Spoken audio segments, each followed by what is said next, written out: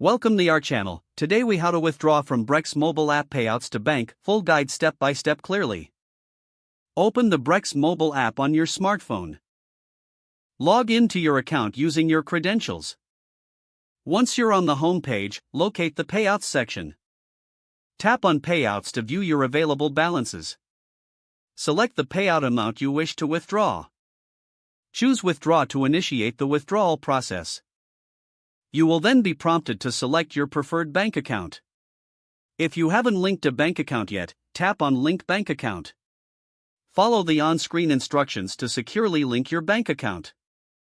Once your bank account is linked, return to the payout screen.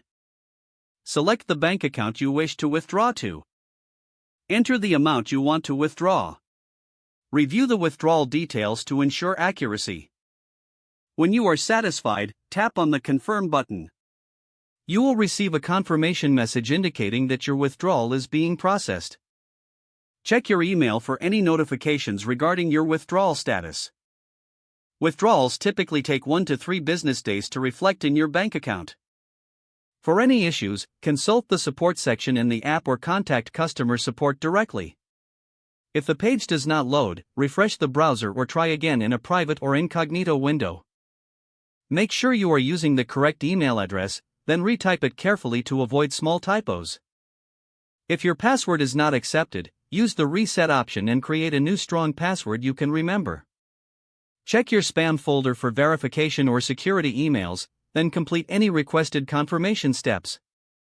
Enable two-factor authentication if available to improve account security and reduce unauthorized access risk. After signing in, review your profile details so your contact information and settings are accurate and current. If you see an error message, note it down and try again after restarting your device and internet connection.